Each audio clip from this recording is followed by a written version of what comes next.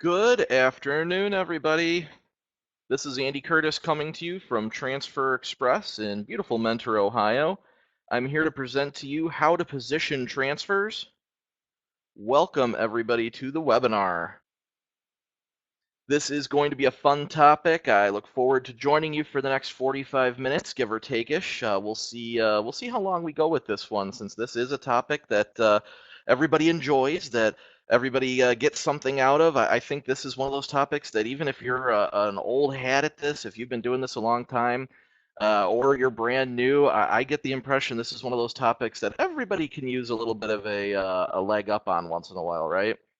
So if you've joined me before, then welcome back. I'm glad to have you, and it's fun to see some names that I recognize in the audience. I've been doing this for a long time, so some of you guys have joined me before. Thank you for coming back. If this is your first time, then I invite you to ask any questions you may have through the course of the webinar. There is a chat box in the bottom corner there. You see Dolores is saying hi to everybody. That's where the chat box is at.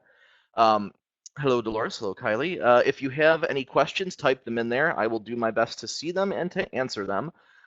If you have joined me, though, you know that sometimes I talk a lot and I may miss your question. I don't do it on purpose, it just happens.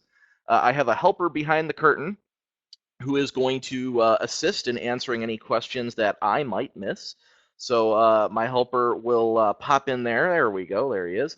He'll pop in there and answer any questions that I might miss. But feel free to correspond with me as much as you'd like during the course of the webinar. I'll do my best to correspond back.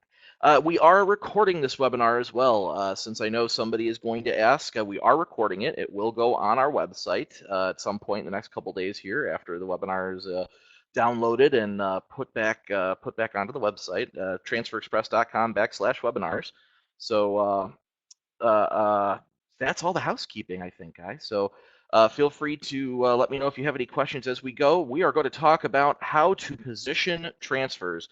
I think we're going to cover a little bit of everything here. We're going to talk about sort of the unofficial ways. We're going to talk about the official ways of doing it. If you're somebody who likes rulers and T-squares and all that, I've got some great pictures. I even have a couple product recommendations for you guys in terms of tools to help you line stuff up. So I think we're going to cover just about everything we possibly could here, guys. So this should be informative for everyone. So thank you for joining me. So without further ado, let's go ahead and get this started and move on to slide number one, shall we? And and hello, everybody. Glad to see everyone saying hello in the chat box there. All right, so positioning tools. We're going to talk about a couple different positioning tools. Of course, the eyes have it, the visual tips of how you center transfers. We're going to talk about how to do left chests. We're going to talk about rulers. We're going to talk about T-squares. We're going to talk about the laser alignment system. If you have not seen our laser alignment system that we sell here at Transfer Express and the other stalls companies, you will be impressed. The laser alignment system is a lot of fun. I am the kind of person where I've been doing this for such a long time that I can eyeball things. I tend to eyeball everything that I do personally. We have a going joke here at Transfer Express. Our marketing manager, Sue, has been with the company for a very, very long time, and she's trained many of us on how to use a heat press, and she's been doing this for longer than anybody else in the building. And I'm proud to say that I went to the Sue School of transfer positioning. So. Um, but we're going to talk about all these different techniques and all these different things that you can do to center your transfers or place your transfers. We're going to talk about like ideas for different places to put transfers and all that good stuff. So let's talk about fronts and backs. This is the easy stuff. How to do it with your eyes. How to eyeball a front and a back. So there's two different techniques here, and I want to put this out there before we even talk about these techniques, or before we really even talk about all this stuff. Keep in mind that for these eyeball techniques here that we're going to talk about first, that it is best for a square design. That if you do have a rectangular design, you might have to tweak a little bit. My recommendation here is before you even start the application process, you've got your t-shirt on your press, you've got your first transfer ready to go. Before you start positioning it and start your process, stop and actually look at where the transfer falls on the paper itself. Do you have a transfer that is rectangular and centered in the middle of your piece of paper? If so, you have some blank space on the paper above the transfer. So you don't want to necessarily use the top of the piece of paper. Uh, so pay attention to where your transfer is actually at on the paper. Now, if you have a square design, then this is obviously a moot point, not a big deal. But I'm assuming, maybe I'm the only one that's done this before, but the first time I ever pressed an oval design, I didn't even think about it. I didn't pay attention to where the transfer was on the paper. I lined my top of my transfer paper up just like the pictures here on the slide, peeled it, and realized, oh gosh, that oval is so far down on the paper. Now it's so far down on my shirt. So just pay attention to where your transfer's at on the paper itself. But with that being said, so two ways to do full fronts or full backs. This works either way with your eyes. Now, the proper way to do this, and I will say this, the proper way to do it is the picture on the left-hand side. This is, I think, and I correct me if I'm wrong, but I think this is the way that most everybody learns right off the bat. I think this is the way that most people sort of do it at the beginning before you're good at the whole visual by eye without having to, some of us, we could do this in our sleep at this point, but when you're new, I think everybody learns to do it this way. So per the picture I have on the left-hand side of my slide here, you take your t-shirt and you draw an imaginary line down the middle of the t-shirt using the tag inside the neck as your middle point. So, and again, this is an imaginary line. Don't take a pencil and draw a line on your shirt. You draw an imaginary line down the center from the tag. So there's the center point of your t-shirt vertically. Now you're going to draw an imaginary line horizontally from armpit to armpit. Where those two lines intersect is the middle of your t-shirt front, and that's where you center your transfer. Now, again, this is one of those things that the first couple times you do it, you get real precise. I've seen people that take the time to try and put a crease in their t-shirt to find that center point. And if that's what makes you feel good about the first couple times you do it when you're getting the hang of it, then by all means. Or sometimes if you have purchased your t-shirts from a warehouse where they come folded in a certain capacity, you'll actually notice that the t-shirts come with sort of a crease down the middle a little bit. It makes that easier. But either way, again, the idea is an imaginary line vertically down from the tag in the neck, and then an imaginary line from armpit to armpit horizontally, and that center point is where you center your transfer. So that's technique number one. Technique number two is a little bit easier. That's on the right side of this slide here, and I will admit, this is what I do. This isn't perfect, and like I said in my example a couple minutes ago, if you're not paying attention to the shape of your transfer, this one can actually get you in just a smidgen of trouble. But if you do have a square shape design and you have the transfer paper filled up and you don't have to worry about big blank spaces of paper, then honestly, you measure about, say, 3.5 inches down from the neck of your shirt, and that's where you start the top of your transfer paper. Or, honestly, we call it the three-finger method. You use 3 fingers. Now, I'm a big guy, so I have chunky fingers. So I use my middle finger, my ring finger, and my pinky finger. But I use those 3 fingers to judge the distance down from the neck that the top of my transfer should start at. And again, after some time, you get used to visualizing that. You don't even need to use your fingers anymore. You can kind of see where to go with it. So another good way to center your full fronts and your full backs. Again, if you've got a ruler and you're a ruler type person, it's about 3.5 inches. Otherwise, you just use 3 fingers. You go 3 fingers down from the neck. So those are the easy ones. Now, all right, I have a picture on the next slide, and I want everybody to be honest here. Who's done this? Anybody want to fess up? I admit I've done this before. Like I said, I wasn't paying attention to the shape of my transfer, and I totally didn't pay attention. I had an oval end up way too far down. Oh, there we go, Al. Yep, Kylie. Kylie. Yeah, I think every decorator's done this at some point, right? Or maybe this is just a transfer thing. Maybe embroiderers and screen printers don't have this happen ever. I don't know. Either way, the point is you got to be careful when you're doing these visual things like this, because if you're not paying attention, if you go too quickly, then you're going to end up with the belly print. And I just want to put it out there. We are the decorators of the world. We are the garment decorators. So if we wanted to, if we could send somebody down a runway somewhere in the world wearing one of these belly prints, we could make this popular, guys. I'm just saying, we could make this the style. Anyway, the point here is if you're not paying attention to what you're doing, if you're not careful, then you can end up with the belly print. Again, what I want to recommend to everybody is pay attention to where the ink is on the paper. If you've got a bunch of blank space between where the ink starts and where the top of the transfer page is, then you want to make up for that. Okay. In the end, I want my transfer to start about 3 inches, give or take, from the neck of my shirt. All right. So now if my transfer happens to be at the top of my transfer paper, then cool, that's easy. But if my transfer starts a little bit down on my transfer paper, then I want to make up for that somehow. All right.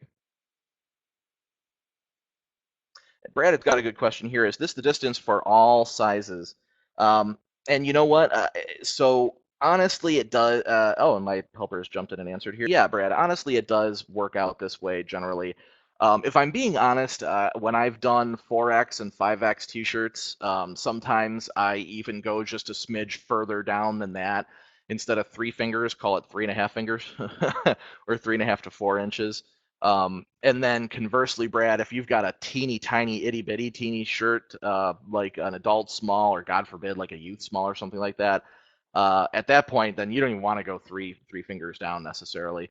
That's where the other method, the first one we talked about, where you draw the line vertically down and then horizontally, that's when that becomes useful when you have shirts that are real tiny or shirts that are real huge. But for your general sizes, for your adult mediums through your adult 3Xs, both of these suggestions are spot on, no problem, easy peasy. All right. So let's talk about numbers because this is one of those things that people get a little bit confused about sometimes.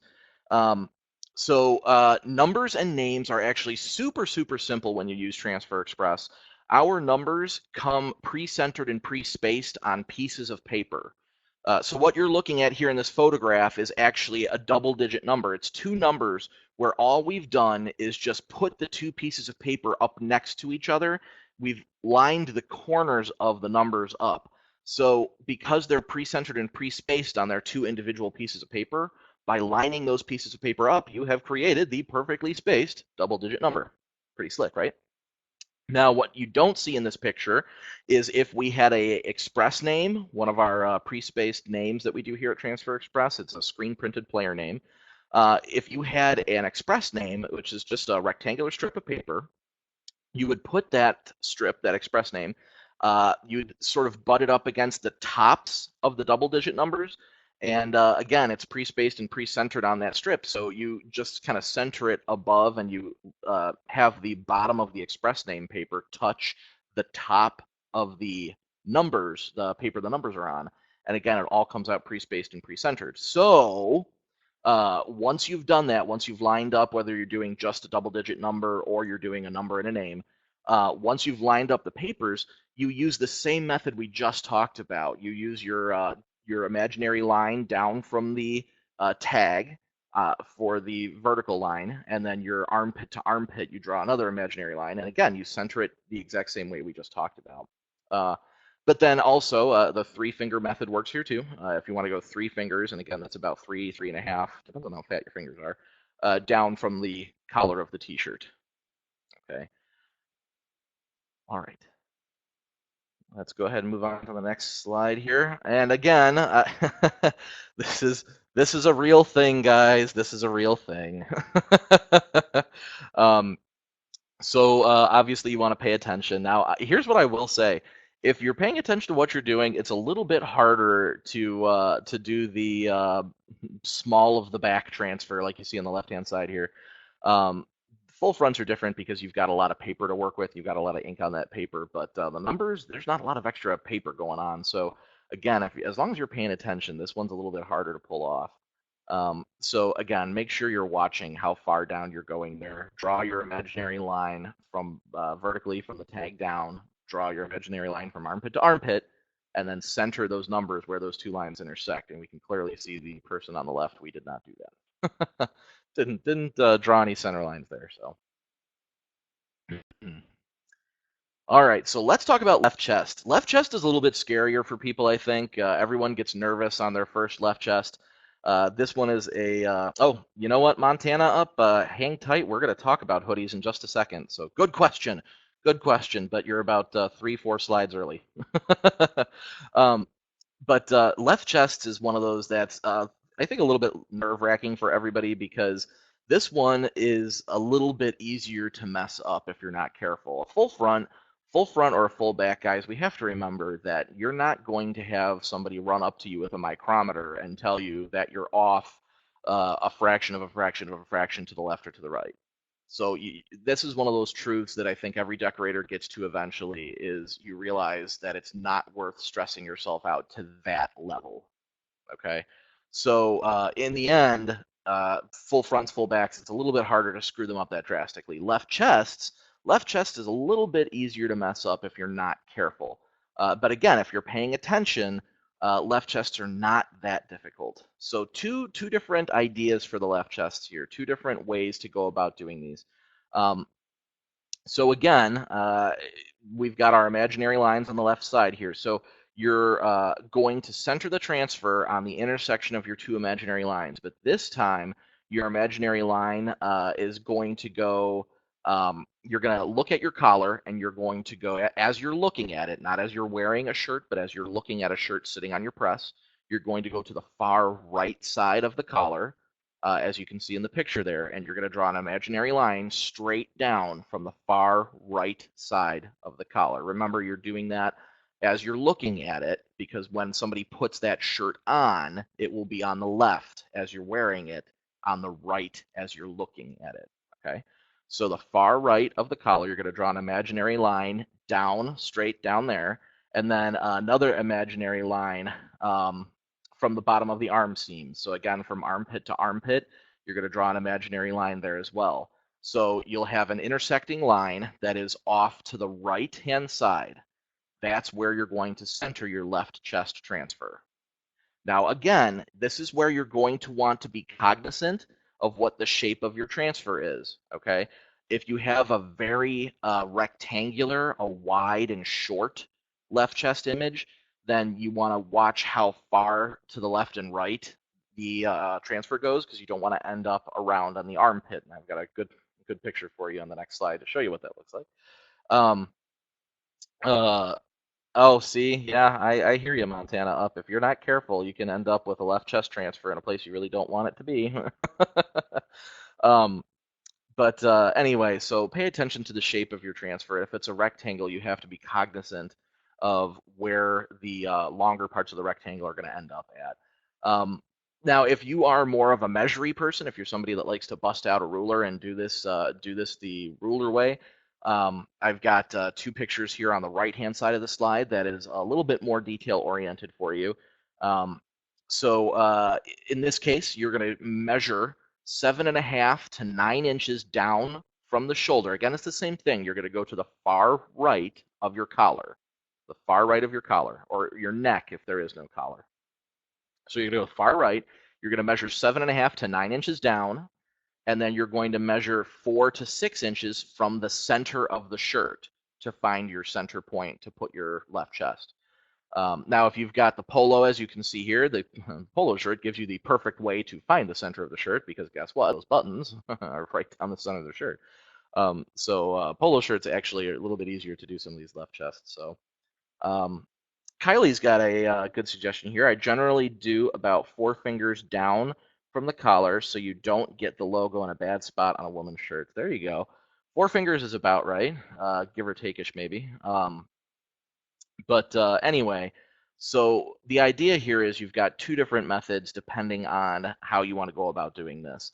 I personally, I use the method on the left-hand side here. I don't like to bust out a ruler. I like to do things a little bit more visually. So when I'm doing a left chest, and here's the funny thing, I get so paranoid about placing left chests that I still take my finger and draw my imaginary line on my shirt with my finger straight down from the right side of the collar and then from armpit to armpit. For some reason, doing that makes me feel a little bit better about that. So kind of funny how that goes. Now, like I was saying, I'm sure we've all done this before. A couple of you already fessed up to it, right? I assume that Montana up and Kylie, you guys have done this before, right? Anybody else ever had to happen too far to the side and you end up with a transfer under somebody's armpit? That's certainly not helpful, right? You can't see it if it's around their side. So you got to be careful. You don't want to go too far to the side with your left chest transfers. And actually, the example in the photograph here is a good example of it because this is a very rectangular design. It's very short, it's very wide. Um, so again, you want to find your center point, but you want to be careful how far left and right you go, how far side to side. Sometimes, even though you've located your center point, in my personal opinion, when I locate my center point, if I'm doing a rectangular design, sometimes I do nudge it to the left just a smidgen. Dolores too, huh? Yeah, I feel you. I like to nudge it a smidgen to the left just to avoid, again, only if it's a rectangle. If you have a square-shaped left chest, I don't think this is necessary. Square-shaped left chest, you just find the center point like we've been talking about, and wham bam, you can be done. It's when you have a rectangle, you have to be just a little bit more cognizant. And I promise, too, that after you've done a couple of these, left chests become a lot less scary over time. A lot less scary. So positioning tools. So we've been sitting here talking about the left chest transfers and how to do this. Has anybody seen one of these before? Does anybody else out there have one of these placement rulers? I had never seen one of these, and I'm ashamed to say that because I've been in this industry for 16 years and I've never seen one of these before. Oh, Kylie, see, there you go. Okay. This cost us $17. You can get it from All Stitch, or honestly, you can get it off Amazon as well. And it's basically like an L-shaped ruler, and it's got all the markings on it. It's actually super helpful when you're doing your left chest, believe it or not. It does help keep the placement consistent. Oh, Chris, I use this for embroidery. Well, okay, see, that makes sense.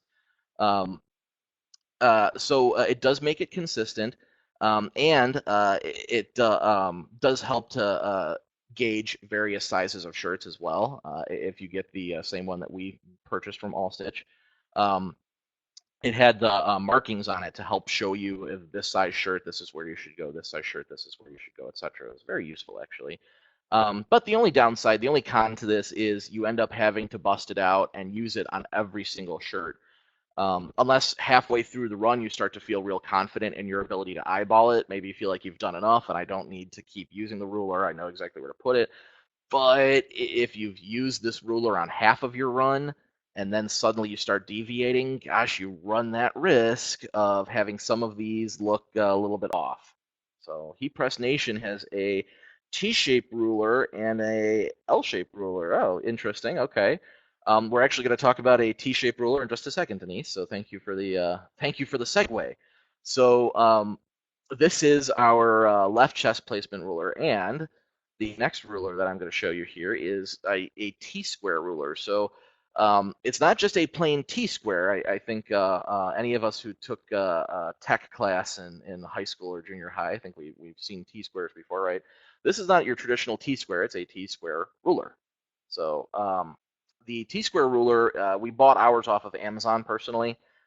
Again, this is super useful because it's very large.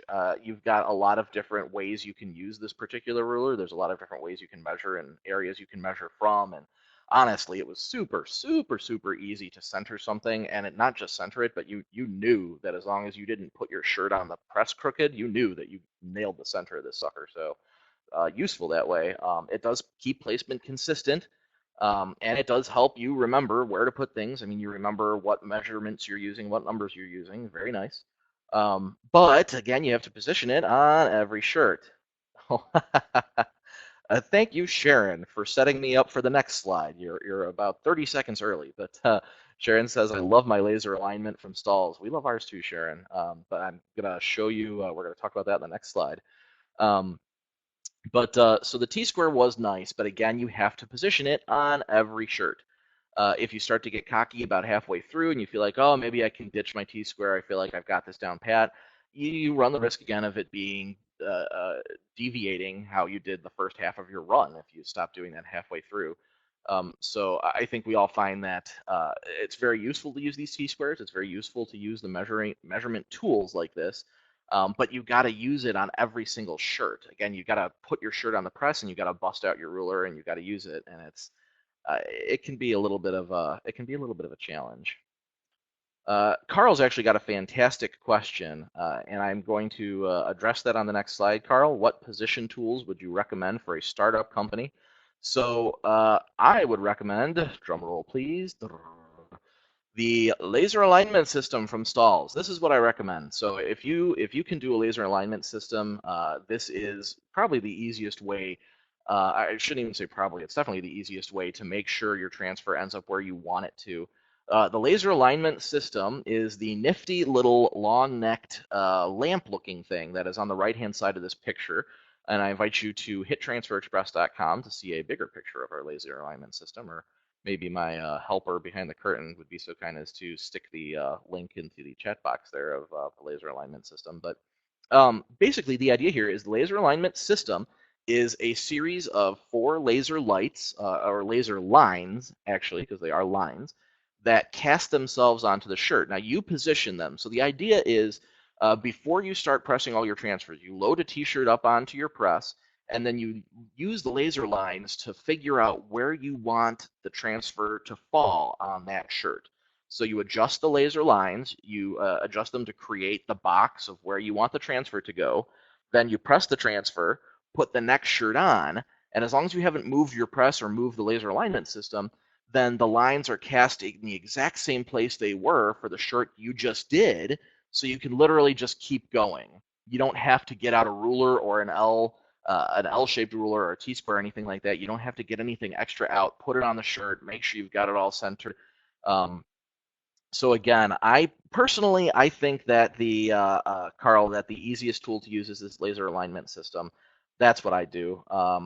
But again, I guess the other way to look at this is if you're not going to, if this is something you're going to do irregularly, you're not going to be doing it all the time, then the first ruler we talked about, that L-shaped ruler, is the one I would go with.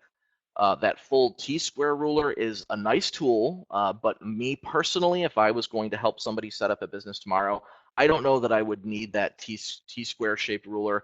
I think I would be able to handle full fronts without needing that personally. But if I was going to help somebody start a business tomorrow, I do like that L-shaped ruler because I know how paranoid it can be to hit a left chest in the perfect place. So I personally would do that if I wasn't going to spend the money on a laser alignment system, but that laser alignment system is slick if this is something you're going to do all the time. Or I will put this out there, everybody too, if you are a bigger shop and you are going to have your kids helping out during the summer, or you're going to hire a high schooler or a college kid to come help you out, or even if you're just hiring somebody new, not even a kid, if you're hiring somebody new to help you and they've never done this before, the laser alignment system is great because you set it up for them. As long as they don't move your press around and they don't move the laser alignment system around, those lines cast in the same place, and you get that transfer in the same place every time. Um, so a couple, you guys have some good questions in here. CS says, how does it work from going from an adult small to an adult 4X? Honestly, CS, the small to the 4X isn't that big of a deal. It depends on if you're talking about left chests or full fronts. If you're talking about full front CS, then sometimes you just got to position full fronts just a smidge lower on the 4Xs and just a smidge higher on the adult smalls. If you're talking about left chests, then honestly, the best advice I would give you is just to use that centering method of going down from the collar on the right-hand side and then armpit to armpit and finding your center point. So not as complicated as you might think. Kylie says, I put sticky notes on my L-shaped ruler to help to keep doing the same size. That's a slick idea, Kylie. That's a good suggestion. Thank you for that. Sharon, talking about her laser alignment system, says it saved me a ton of time when doing names on jacket backs, and they were all in the same place. Gold star for Sharon. Somebody give her a cookie. That's exactly the way we look at it. We agree with you completely, Sharon. How do you guarantee your shirt is lined up correctly every time on your press? Kelly, you know what? That's a good question. Honestly, Kelly, that's one of those things that after you've done this a couple times, it becomes second nature to you. To put it in a nutshell, to anybody who is curious about this, how do you make sure your shirt is lined up properly on your press? The secret that I have used for years is the center point of your t-shirt is the tag in the neck. So I always use that as my center reference for my t-shirt. And then you find part of your heat press that's in the center. Now it depends on the type of heat press you have. I have a very old black Stahl's swinger press. We adore our Stahl swinger. It is very old. It's been here since before I started here. My swinger has a post where the press swings on, and that post is smack dab in the center of the press. And I know that if I line up the tag of my shirt with that post on my swinger, when I either fit my shirt on there or lay my shirt on there, I know that that's my center point.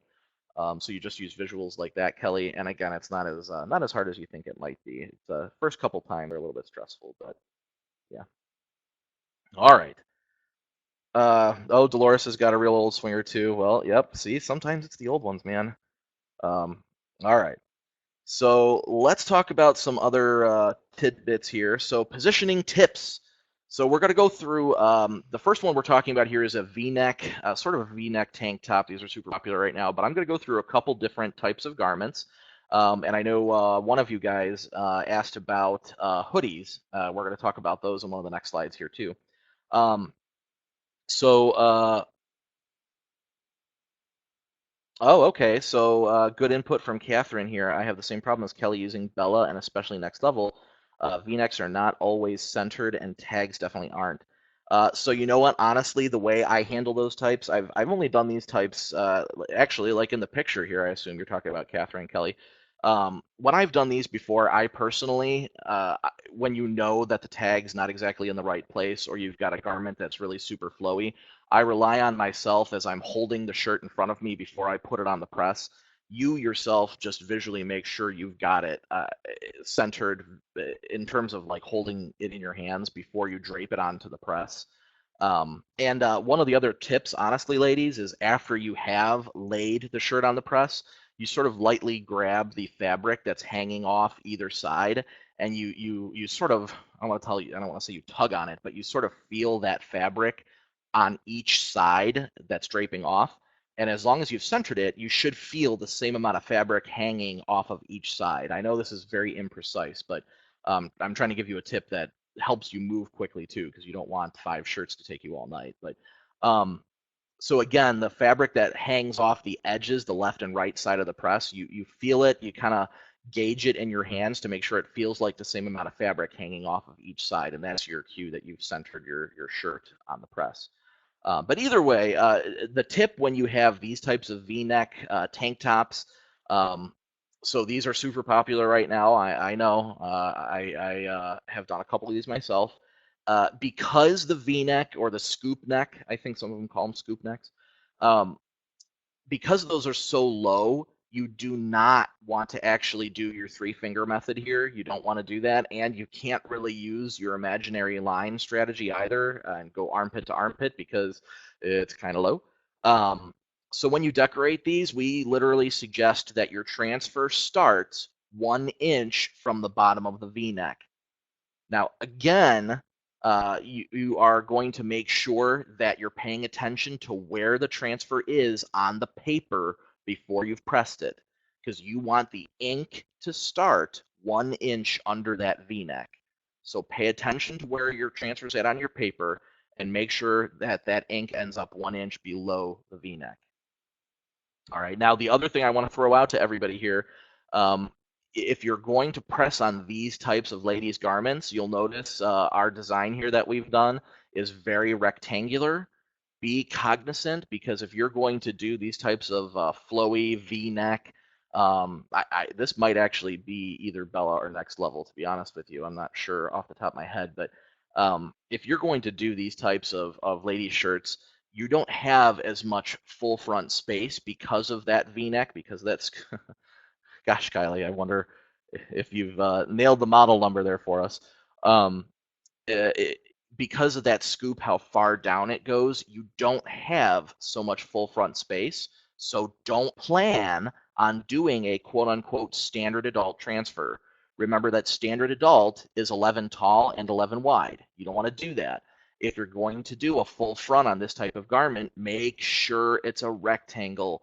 Make sure it may be 10 or 11 inches wide, but then you want it to be more like 4, maybe 5 inches tall, probably not even 5 inches tall. And again, in terms of width, you want to be cognizant of the age group that you're printing on. If we're talking adult ladies, you could probably go 10 or 11 inches wide. If you're talking younger girls, you might want to go 8 or 9 inches wide. So again, remember, you don't want things to be wrapped around the sides of the shirt. That's not the idea here. All right. So hoodie positioning. I have a couple hoodie slides here scattered around. Um, this is just one hoodie slide, and I know somebody was asking about how to handle the hood of your hoodie when you're pressing on the back. So this is definitely a point of contention with some people. I have talked to people who have very differing beliefs here. So I'm going to give you both versions, and you all decide what you think is best. Um, the uh, uh, the technique of finding your center point is still the same. You use where your tag is at in your neck to draw your imaginary line down, and then armpit to armpit to find your center point. Now, some people will center it there like normal with no regard to the hood because they feel that looks best. The downside is when the hood is not on and the hood is laying against the back, the hood covers up part of the transfer, right? We've all seen this. It's in the picture on the left-hand side, the green hoodie with the word Berkeley. And the funny part is that's actually the picture here is actually showing a very tame version of this, right?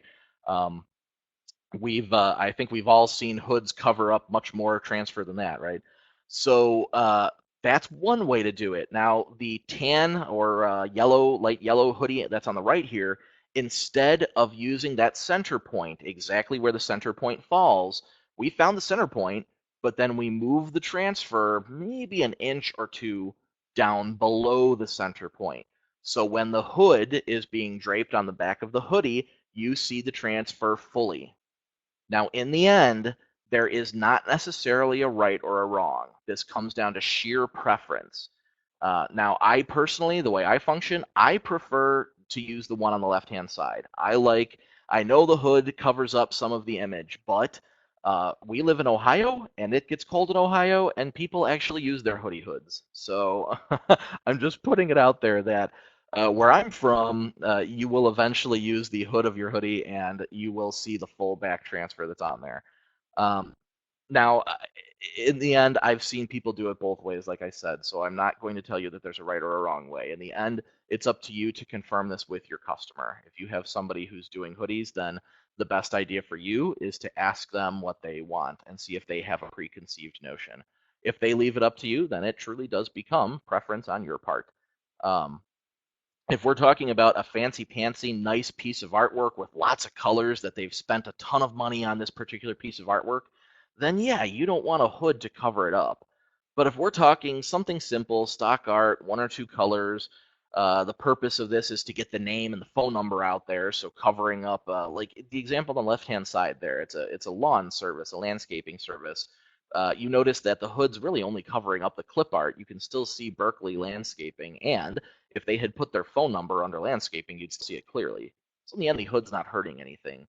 So it kind of comes down to a judgment call, deciding what exactly the hood's covering and what exactly you're going to lose there. So um, we've got some other hoodie positioning tips. This is just kind of talking about the back.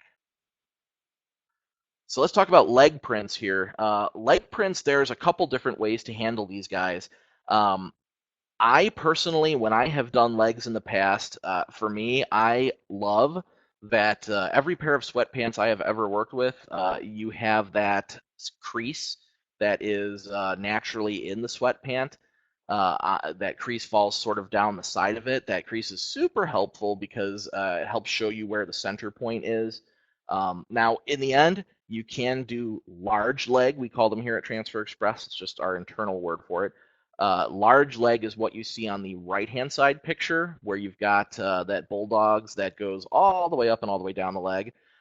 That's large leg, to where the girl sitting on the wall on the left-hand picture, that's standard leg. Now you notice the difference is her transfer only goes from, if we had started that transfer all the way up on her hip, it wouldn't go that much further past the knee. Or we could have put it on the knee, down to the ankle. But on the other side, on that Bulldogs transfer on the right, you'll notice that it really does cover almost the entire leg. And the mannequin in that picture is actually pretty tall, so he's got long legs. But so large leg goes from hip all the way down to ankle, give or take, to where a standard leg is hip to knee or knee to ankle. So in the end, in terms of positioning, it depends on the size. If you've got a large leg, then you don't have to worry necessarily quite so much about where it's landing. If you have a large leg, it's going to fill up that leg, and it's easy to position that. If you have a standard leg, then you're going to use, again, the natural crease that comes in a pair of sweatpants, and you're going to center, or I'm sorry, not center, you're going to move your paper up against that crease because that crease is the middle part. This is a good question from Kylie. Would you do it a little below the crotch of the pants? Honestly, Kylie, that's sort of dependent upon the size that you're working with of pants and how you're doing the pressing, because the crotch, obviously, you're going to have quite a bit of seams converging in one place there. Um, but in the end, you don't want that to dissuade you. If you're talking about what's standard, Kylie, the beautiful part about legs and sweatpants is this day and age, there is almost no right or wrong way to do it. You'll see sweatpants that are decorated every which way. I mean, we've all seen butt prints before. I've seen people that prefer to do their leg transfers, like the girl in the picture on the left-hand side, where it's kind of on the side of her leg. But then you also see people who prefer to do their leg prints, like you see on the other picture, where it's more on the front of his leg. That comes down to preference, and that comes down to what your customer's expectations are. Dolores. So no, actually, you flip-flopped it there, Dolores. Large leg is the picture on the right-hand side, and large leg goes from the thigh area all the way down to the ankle. So it's the whole leg, to where standard leg, which is the left-hand picture there, standard leg um, goes from hip to knee or knee to ankle. All right. How are your transfers on spandex yoga pants? Spandex is a stretchy transfer type, and we have, or a stretchy garment type rather. We do have transfers that go on spandex. So when you intend on putting your transfers on any kind of pant that has spandex, you're going to want to make sure that you specify that, and we give you the correct transfer type for that. And anyway, the one thing we didn't talk about here is shorts. When you're doing shorts, you're talking about a design that's probably about 3 to 4, maybe even 4.5 inches wide, give or take the age group. Shorts, they're very simple. These tend to be gym shorts. These tend to be athletic wear. The accepted standard for shorts is to center the transfer on the front of the short. Unlike pants, where there tends to be a debate about going around the side of pants or doing the front of pants, shorts, you do tend to see the transfer on the front of the short. And again, you just center it on the particular leg. Generally, you do the left leg just like you would do the left chest. So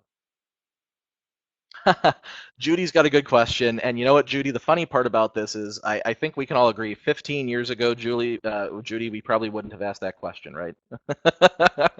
Are there any guidelines for the butt of sweatpants? You know what? In terms of official guidelines for the butt, we haven't really had too many people ask. Here's my advice for the butt of sweatpants, Judy. Um, we have a school that does these. Oh, okay, wow, good. So my advice for these, Judy, would be you want to be cognizant of that seam down the middle of the buttocks. That's definitely something to be aware of because that seam is very thick, and if you don't make up for that seam, if you're not aware of that seam and you try to press without raising the surface level of your transfer, that seam is going to prevent adhesion. So really the big hint here is to make sure that you're raising the surface area above that seam so it's not in the way. Um, but aside from that, Judy, it's going to depend on the size of the text that you print. We've seen people do script lines of text that are only 3 or 4 inches tall or 2 or 3 inches tall, in which case you want to go a couple inches down from the waistband. This is one that I would actually bust out a ruler for just to be safe. Um, so if you have a shorter line of text that's not quite so beefy, then yeah, you do want to go 3 or 4 inches down.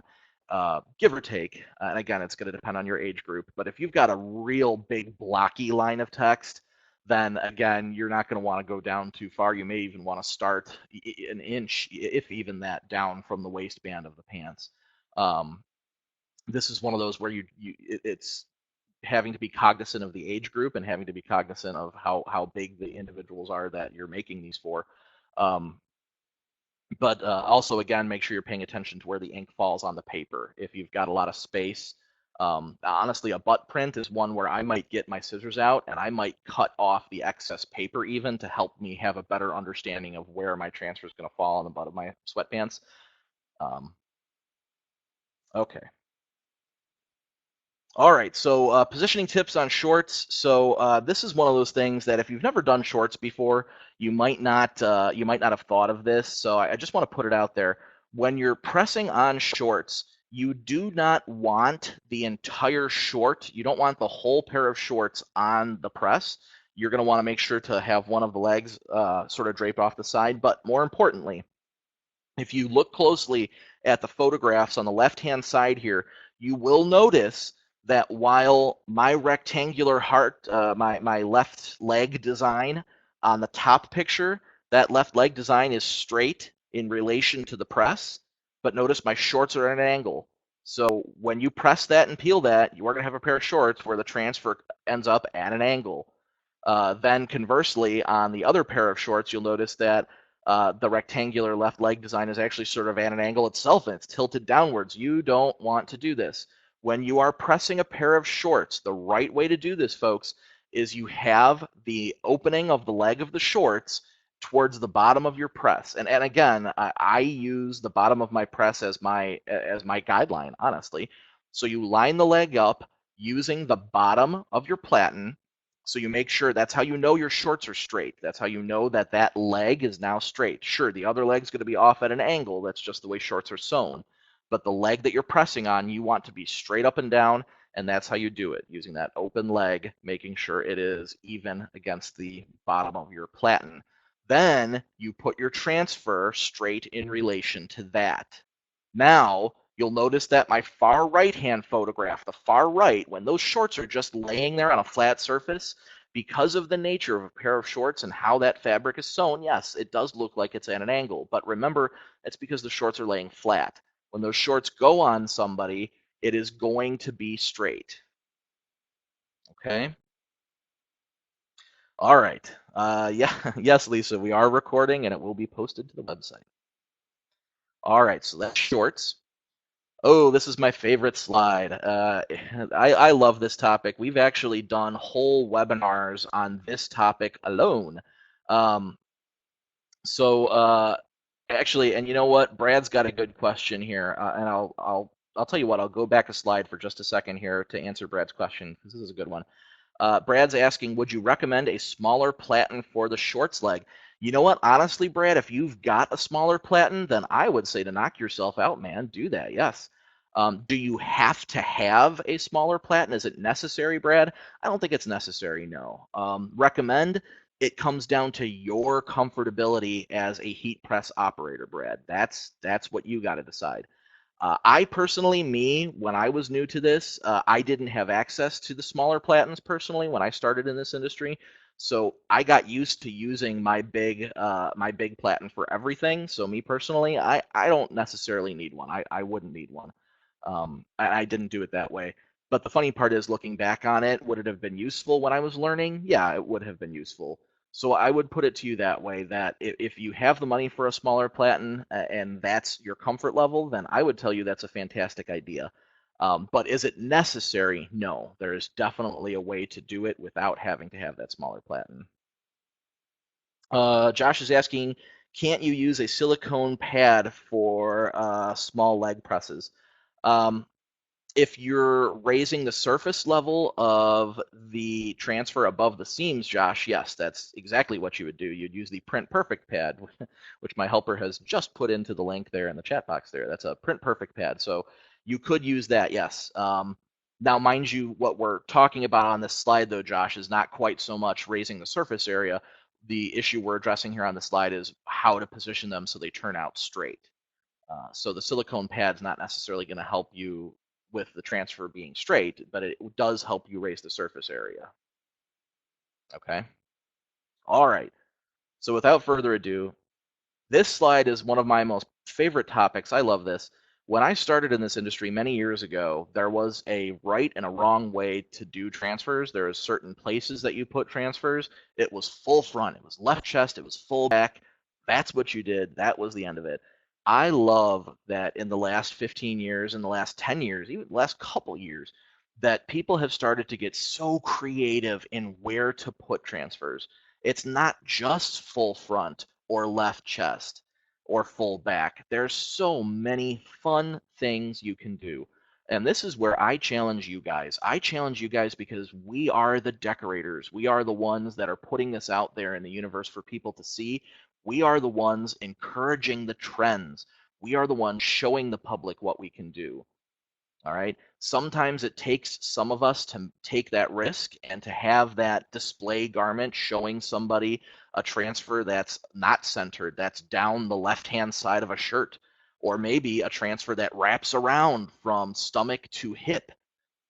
Sometimes it takes us having that one display shirt to show the world, hey, you can look at this garment differently. You can look at this garment differently. It doesn't have to be the way it's always been. So I love this slide, and I've presented this slide to people for years and years now. So anyway, again, there's more than one way to handle this.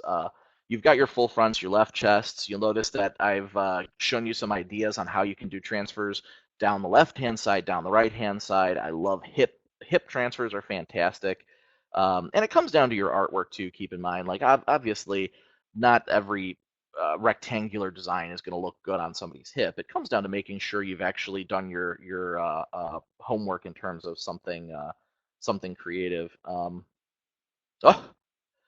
yeah, Sabetha's right. You know what? I didn't talk about sleeve placement on this slide. I think I have sleeve placement coming up here, Sabetha, though, so hang tight on that one. I will tell you, though, that sleeve placement is a heck of a lot like leg placement in all reality. If you're doing a long sleeve t-shirt, I would actually give you the same advice right down to a T when you're doing long sleeves, that you have to ask yourself if you want it to appear on the front of the sleeve as somebody is looking at you, or if you want it to be like on top of the sleeve if somebody were to see you from the side. It's the same discussion we had about legs, actually. So it's kind of funny how it's sort of the same thing. But I believe I've got it on a slide coming up here. Anyway, so you guys see that there's a bunch of different places to put transfers. Hats too. The hat market is crazy. I can't believe how things have evolved in the last couple of years. And you know, the one thing I don't have on this slide that I'm going to show you in the next upcoming slides is the bill transfers. When you actually press something on the bill of a hat, the underside of a hat, that's cool stuff too. Okay, let's keep going. You know what, Wayne? I'm going to let my helper answer that question because he would be the one that would know that. All right, so let's continue the thought about creativity. Oh, here's a good question. Show of hands. Has anybody done the leftmost picture here where you see Blue Demons established 1898? Trivia time. Does anyone know what these are called? Kylie's done these before. Anybody know what these are called? There you go. Gold star for Kylie.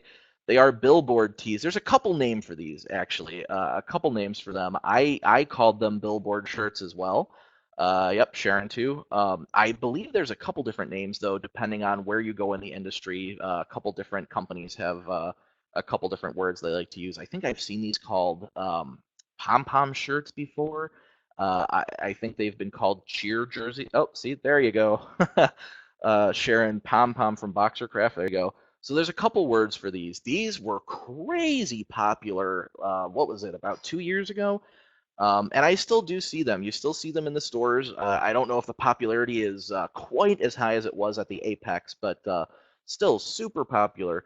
For those of you who haven't seen these before, they were called billboard shirts because the idea was when you held your arms out at their sides, the text that you see, Blue Demons, was so big and it went across that girl's whole back that the word Blue Demons was kind of looked like a billboard on her back.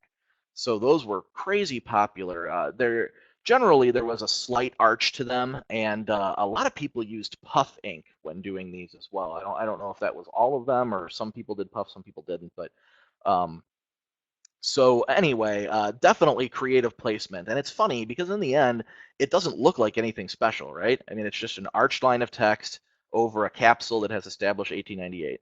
So it seems simple, but it was the size and the placement on the back of the shirt going across the whole back that made it something special. And that's what made the schools glom onto it. That's what made people really get. Oh, there you go. Thank you. So we just posted our link to one of our blog posts about the billboard shirts. So if you're not familiar, check it out. Definitely very cool.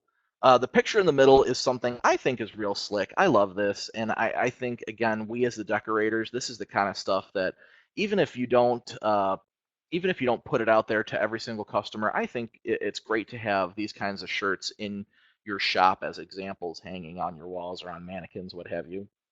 You'll notice that we've done a vertical name. The name Nathan is vertically down, again, it would be the left chest as you're wearing it, down the left chest of the shirt. And then we've taken the daycare's logo, a bunch of little kids, and we've put it on the waist of the shirt, right up against the hem of the bottom of the shirt. That's so cool. Again, it's such a neat idea, and it's a different placement, and it's something that gets the creative juices flowing a little bit. And of course, we've got our recycling girl on the far right-hand side here. This is a couple good examples. So you notice she's got a transfer down the left-hand side of her shirt. Now, that's not just like a left chest. That's actually from her shoulder all the way down to her waist almost. And here's the big secret. That's actually a standard leg size transfer, I believe, or it might actually be standard sleeve size. I don't quite remember. This is actually an old picture, but it's a standard sleeve size, standard leg size transfer that just happens to be the perfect size to go from her shoulder all the way down to her hip, and it's a real slick look to it. You'll notice she's also got a transfer on her yoga pants, but instead of doing a transfer that goes vertically all the way down the yoga pants, we've done what you would do with a pair of shorts, but we've just put it high up on the front of her hip. So again, it looks cool. It's a different way of decorating those pants, and you don't have the thing that goes all the way down the leg. So another slick idea there. Oh, here we go. So I was mentioning this earlier. If you guys haven't seen this before, this is another one of those trends that has been the last couple years or so. You'll notice on the left-hand side there, our mannequin Keisha there. She's wearing the hat with the word senior and the pink zebra stripes on it. So again, this is a transfer where if you have the right platen, we sell the bill platen, that you place your hats into the platen and you slap that transfer on that bill. Pretty cool, right? And then on the right-hand side, you'll notice that we have done some neat stuff with Hoodie. We've actually got, we have a bunch of different blog posts, and I think we've actually even got some videos from our partner Stalls TV where we did some of these hoodie placements. But I want to point out that on the right-hand side, we've done a Greek, we've done a sorority hoodie. So you've got Love Greek on the front, that's pretty standard. But check out the placement of the Greek letters on the hood. That's slick. Now, the catch to this is they are placed in such a fashion that they're right side up when the hood is draped on the back of her hoodie, so when she's not wearing her hood. Now, obviously, if she puts her hood on, the letters are going to look like they're a little bit upside down.